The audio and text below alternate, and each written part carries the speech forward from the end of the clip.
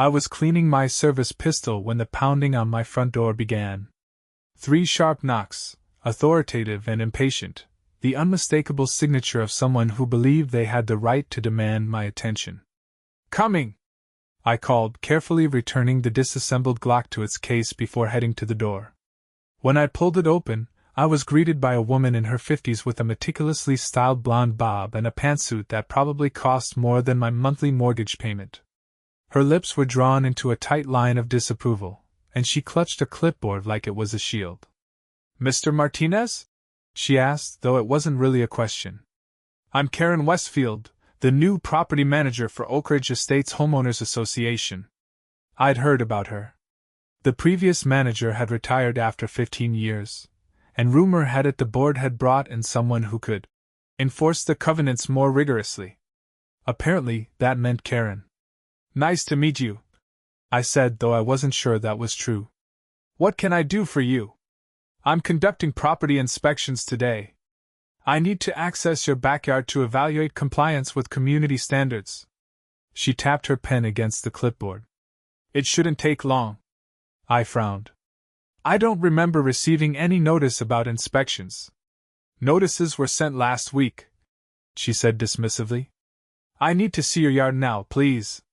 I have 17 more properties to inspect today." Something felt off. I'd been checking my mail religiously. The VA was supposed to be sending me important paperwork about my benefits, and I hadn't seen anything from the HOA. "I'm sorry, but I'm not comfortable with an unscheduled inspection. Could we set up a time for later this week?" Her smile vanished. "Mr. Martinez, the HOA bylaws clearly state that the property manager has the right to inspect all exteriors with reasonable notice, which was provided. If you refuse, I'll have to issue a violation."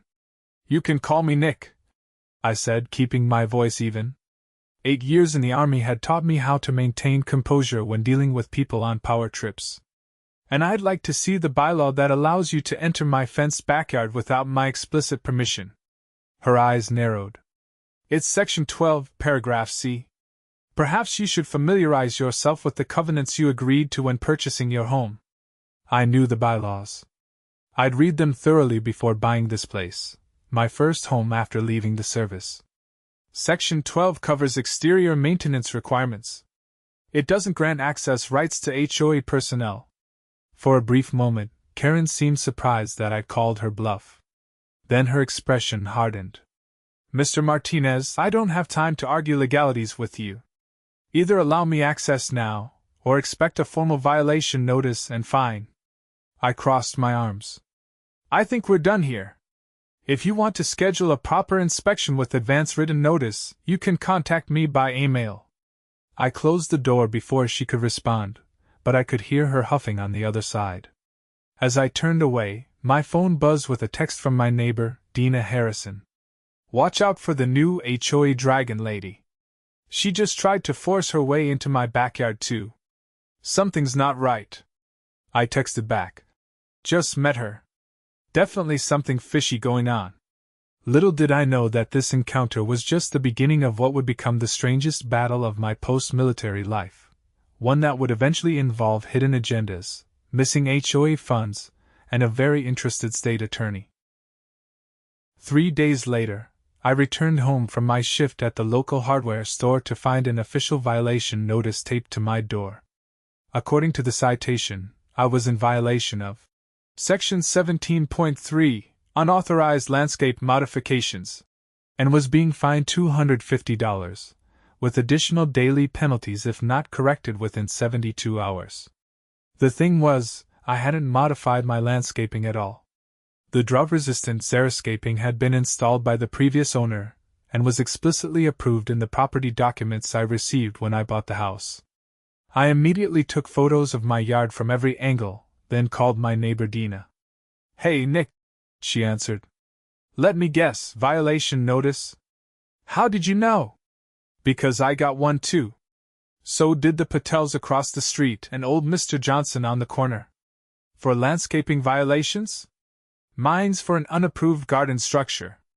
It's a birdbath that's been there for 3 years." I rubbed my forehead, feeling a headache coming on. "This doesn't make sense. What's her game? I don't know, but the fines are ridiculous. $300 for my birdbath. The Patels got hit with $500 for their satellite dish, which is protected by FCC regulations, by the way. After hanging up, I did what any reasonable person would do. I Googled Karen Westfield HOA manager. What came back was interesting.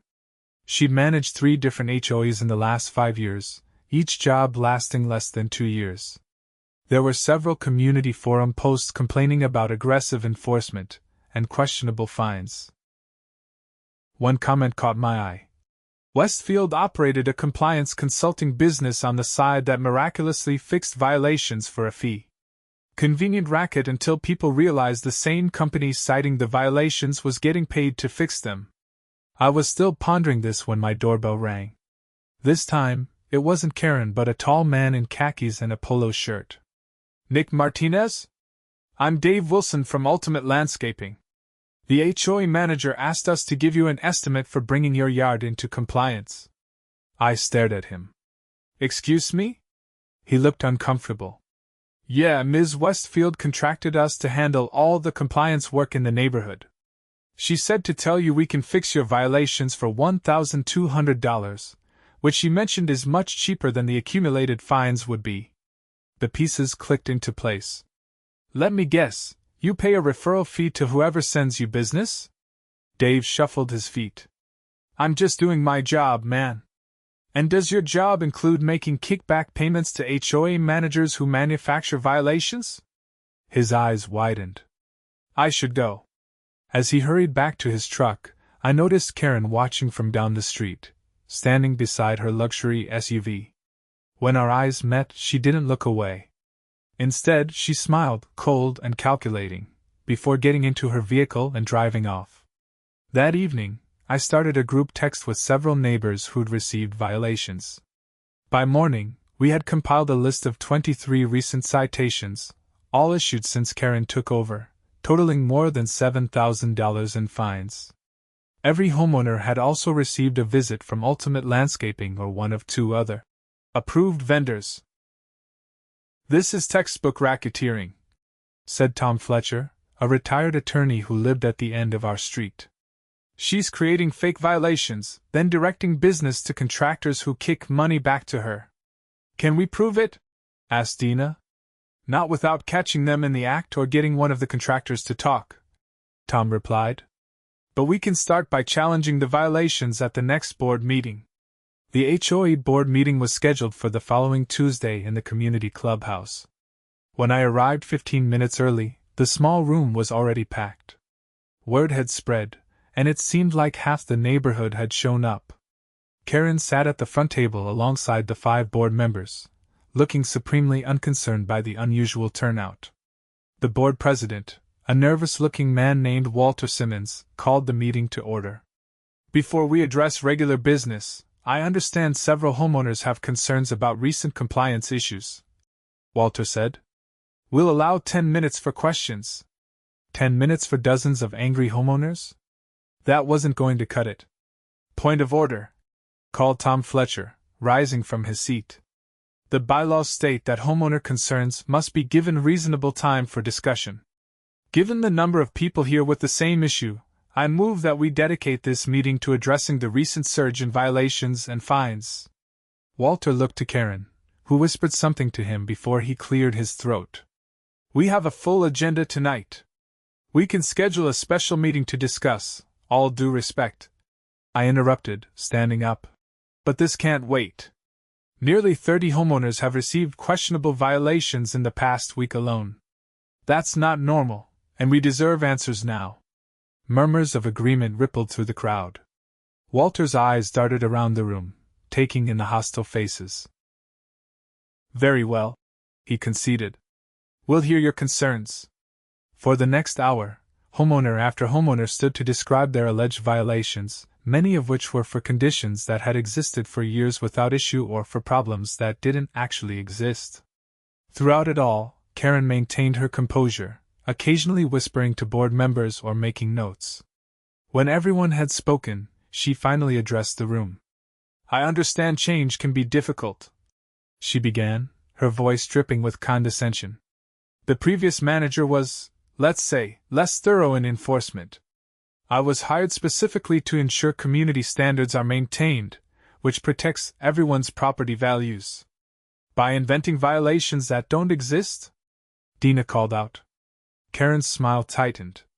Every violation cited is documented with photographic evidence and specific bylaw references. If you feel a mistake has been made, you're welcome to appeal, after paying the fine, of course, as per Section 22 of the Covenant. That's not how it works, Tom Fletcher objected. The bylaws specifically state that fines are held in abeyance during the appeal process. I'm afraid you're mistaken, Karen replied smoothly. Perhaps you're thinking of the previous version. The board approved updates to the enforcement procedures last month. This was news to everyone, including several board members who exchanged confused glances. We never voted on any changes to the appeal process, said Rita Morgan, the newest board member. Karen slid a document toward her. It's right here, with the board's signatures. Rita examined the paper, frowning. This isn't my signature. The room went silent. Karen quickly gathered the document. Perhaps there was a clerical error. We can address that later. For now, let's return to the agenda. I think we need to see that document, I said, stepping forward. HOA records are not subject to inspection without proper procedure. Karen snapped, her composure cracking slightly. File a written request, and the board will consider it. Walter looked increasingly uncomfortable. Perhaps we should table this discussion until we can sort out the confusion about the bylaw changes. Or, came a new voice from the back of the room. We could discuss this now. A woman in a tailored suit walked down the center aisle. She wasn't from our neighborhood. I would have remembered her confident stride and keen eyes. I'm Denise Harris, Assistant State Attorney for the White Collar Crime Division. My office received multiple complaints about potentially fraudulent activities by this HOA's management. She turned to Karen. Ms. Westfield, I'd like to see that document as well. Karen's face drained of color. This is a private meeting. You have no jurisdiction here. Actually, I do, Denise replied calmly. Especially when there are allegations of document forgery, fraud, and extortion, all of which fall squarely within my purview. The atmosphere in the room shifted instantly. Board members physically distanced themselves from Karen, who clutched her bag tightly against her chest. This is ridiculous. I'm leaving, Karen announced, standing abruptly. That would be unwise, said Denise. Officers are waiting outside, and I have a warrant to examine all HOA financial records and correspondence. She turned to the board. I suggest you all cooperate fully. What followed was better than any reality TV show. While officers secured the HOA office, Denise explained that her office had been investigating Karen Westfield for months. Apparently, our neighborhood wasn't her first target, it was her fourth. In each previous community, she had implemented the same scheme: fabricate violations, direct homeowners to approved contractors, collect kickbacks, and move on before anyone could build a strong enough case against her. But this time, she'd made a critical mistake. One of her previous victims had tracked her to our community and tipped off the state attorney's office, which had been quietly building a case. We were monitoring the situation, Denise explained to me later, as we watched officers carry boxes of documents from the HOA office. When your group of neighbors began coordinating and collecting evidence, it accelerated our timeline. So all those texts and emails we were sharing provided additional evidence, yes. Particularly valuable were the before and after photos disproving the violations and the pattern of contractor visits immediately following citations. I shook my head, still processing everything. And the forged document for the bylaw changes? That was the smoking gun we needed. Forgery is a felony, and when used to commit fraud, the penalties are substantial. 2 weeks later, the full extent of Karen's scheme came to light. Beyond the kickbacks from contractors, she had been systematically embezzling from the HOA reserve fund, disguising the withdrawals as payments for maintenance projects that never occurred. In total, she had stolen nearly $180,000 from our community over just 3 months. The preliminary hearing was a neighborhood event. Almost 40 homeowners showed up to watch as Karen Westfield, now without her designer clothes and power suit, was formally charged with multiple counts of fraud, forgery, and embezzlement. As she was led away, she caught my eye and gave me a look of pure hatred. I simply nodded, feeling no satisfaction, just relief that her reign of terror was over. In the aftermath, our community underwent a transformation. The board was reconstituted with new members, including Dina, who proved to have a talent for governance. All fraudulent fines were rescinded, and a more transparent management process was implemented. The most significant change came 6 months later, when the state attorney's office concluded its case. Karen Westfield pleaded guilty to reduced charges in exchange for providing evidence against similar schemes operating across the state. She was sentenced to 4 years in prison and ordered to pay restitution to all affected communities. Our neighborhood received a restitution check for the full amount stolen, plus damages.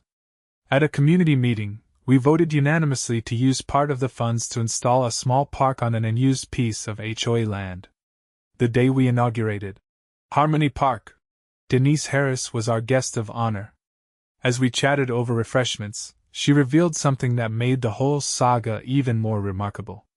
"You know, your case has actually changed how we approach HOA fraud," she said.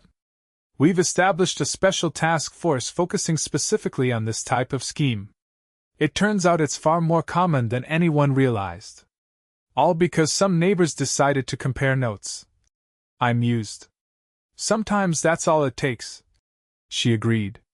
"One person standing up and saying this isn't right, then finding others who feel the same way." I looked around at my neighbors, people I barely knew before this ordeal brought us together, now chatting and laughing like old friends. "The irony," I said, "is that Karen kept insisting she was protecting property values. But what makes a neighborhood valuable isn't just well-maintained lawns." Denise nodded. "It's community. And from what I can see, yours is stronger than ever." She was right.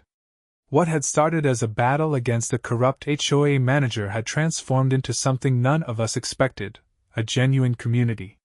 We now had neighborhood cookouts, a community garden, and even a disaster preparedness committee, my contribution, drawing on my military background.